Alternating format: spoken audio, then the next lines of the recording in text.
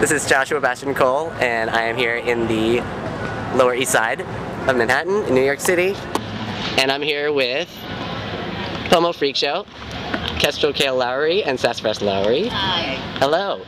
So, tell us, your fans are waiting. All two of them.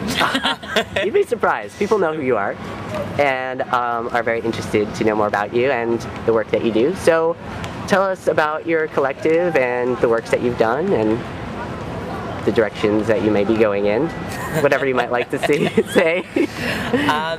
I mean, this is funny because we were just having this conversation already. I mean, Pomo Freakshow is their queer artists collaborative. Sass and I are the core members, and we also bring in other collaborators kind of as necessary.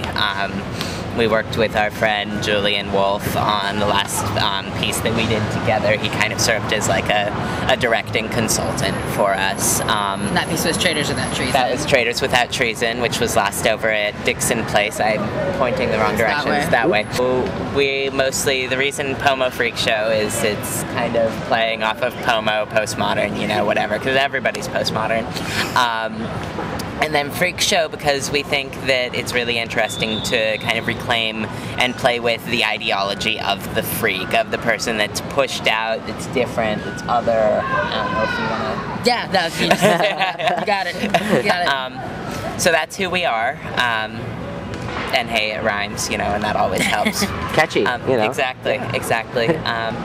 And we both, aside from our collaborative stuff, we also kind of under the banner of Pomo Freakshow inside the tent, do our own solo projects as well. Sass just got back into town. Yeah, I just got back about 3 hours ago from Boston, performing with the Femme Show.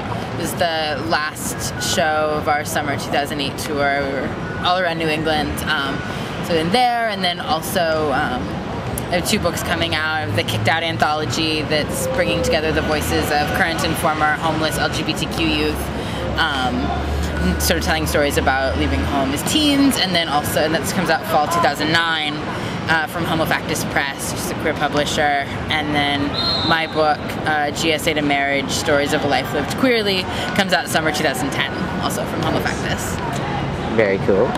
And Kestrel, why don't you talk about your solo projects?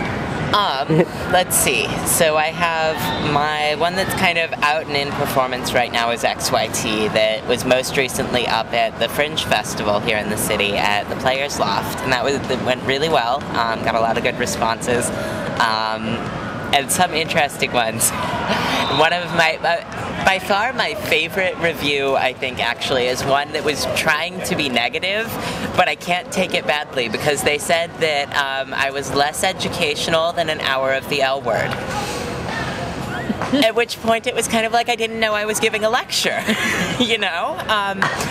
But it was this poor reviewer who was some intern, I guess, who really didn't want to see my show that was sent to cover it, and he went in wanting to be educated about the poor plight of the poor transgendered population. This was part of the review. This was part of the review, that he wanted to be educated about the plight of the underrepresented transgendered peoples.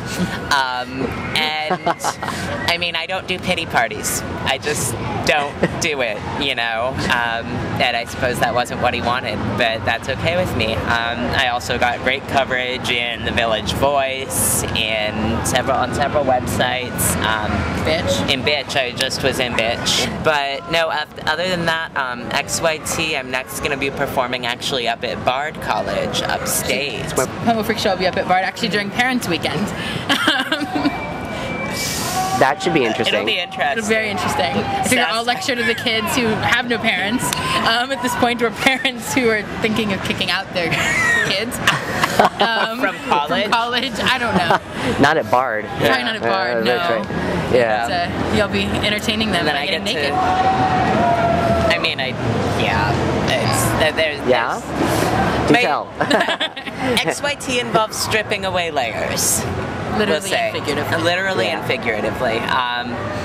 But that's yeah, I mean there's more to the show than that I take my clothes off. I'm aware that there are, but that's maybe what parents would think about. That's what my parents would think about. I mean, the funny thing is I've actually... lucky thing they haven't seen it. Exactly. The funny thing is the show, I didn't realize I was writing a show with universal appeal when I wrote it. But it resonates with audiences that are, I've had like straight middle class, middle-aged white people in the front row who've absolutely loved it and come back and seen it a second time and told all their friends, So you didn't expect that? I didn't expect that at all. I mean, when I was writing it, I hadn't quite known what was going to happen with it. It all started out with an image for me. I had this image of... You're going to give away the image? Oh. You're going to give away the image on video? Is this top secret? Okay, give it away. Give it away. Okay. People who have seen the wait, suspense is building. Will they or will they not disclose this information? Do tell.